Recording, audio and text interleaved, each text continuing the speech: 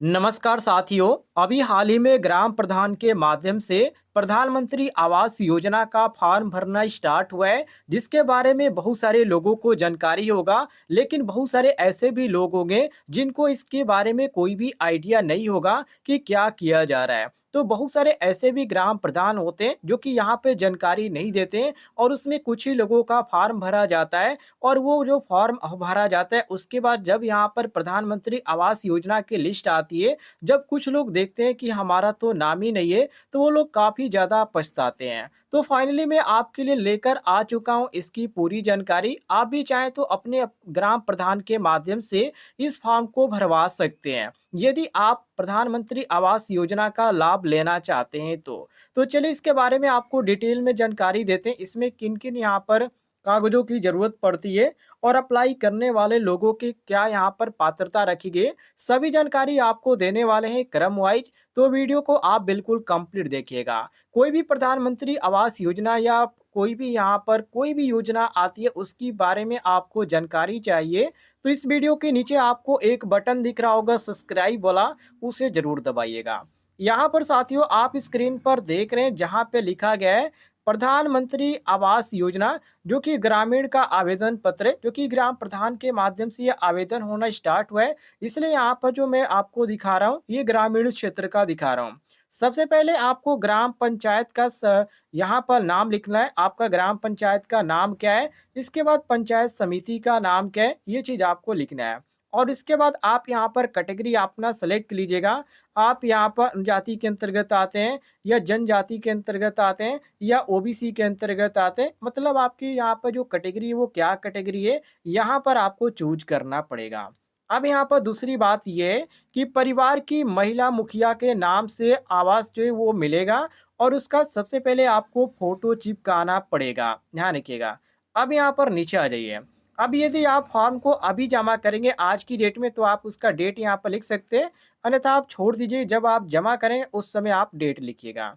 और जिसके नाम से आप आवेदन कर रहे हैं, जो भी आवेदन कर रहे हैं, जो कि महिला है, तो उनका यहाँ पर नाम लिखना है, जो कि पूरा नाम आपको लिखना है और बिल्कुल साफ होना चाहिए। इसके बाद यहाँ पे पिताजी का नाम लिखना है। इसके बाद परिवार के मुखिया का नाम आपको लिखना है। आवेदक के परिवार के मुखिया से संबंध क्या है, इसका नाम लिखना है, यदि आप घर के मुखिया नहीं है तो।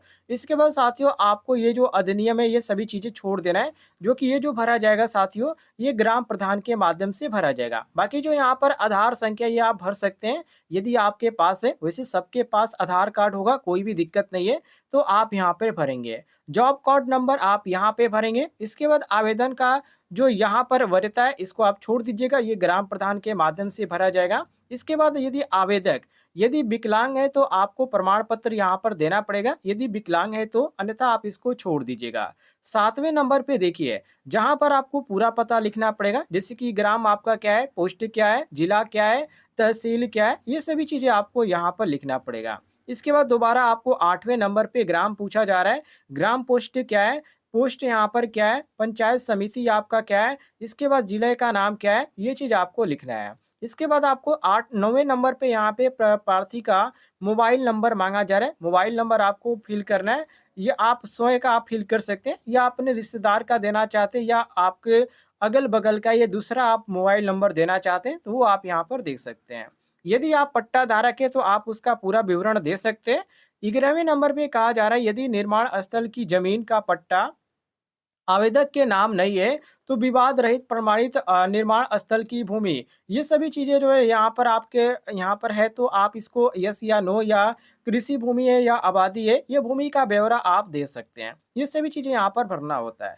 कास्ट जो यहाँ पर है साथियों, ये आपका ये है, जो कि 14 जो यहाँ पर दे रखा है, यही खास है। इसमें कहा जा रहा है कि आपके पास मोटरसाइकिल, दुपहिया, तिपहिया या चौपहिया वाहन, मछली नाव, ये सभी चीज़ें नहीं होना चाहिए। ये तभी आपको मिलेगा। तो ये सभी चीज़ें आपके पास नहीं होना चाहिए। यदि आपके पास है, तो आप इसको छोड़ दीजिएगा। नहीं तो आपको क्या करना है, यहाँ पर इसके सामने इस तरह का टिक लगा देना है, यदि नहीं है तो। और यदि है तो आपको यहाँ पर आगे जो है टिक नहीं लगाना है।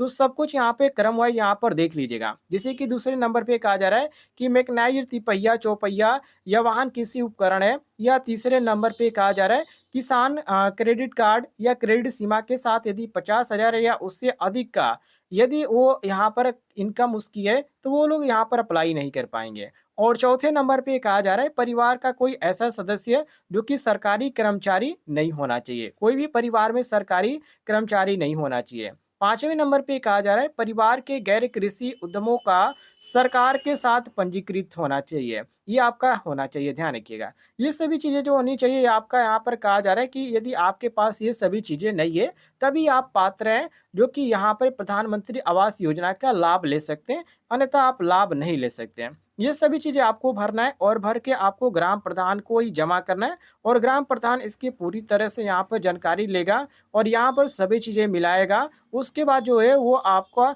जो है जमा कर देगा तहसील के माध्यम से और आपका जमा हो जाएगा और इसकी एक सूची जारी की जाएगी और उस सूची में आपका नाम होगा साथियों। तो आपको प्रधानमंत्री आवास योजना का 1,20,000 रुपए मिलेगा। अन्यथा आपका नाम नहीं आता है लिस्ट में, तो आप इसका लाभ नहीं ले पाएँगे। तो ये चीज़ ध्यान रखिएगा। बाकी आप फॉर्म डाउनलोड करना चाहते हैं, तो इसका लिंक मैं आपको डिस्क्रिप्शन बॉक्स में दे दूँगा। वहाँ से आप इस फॉर्म को डाउनलोड कर पाएँगे।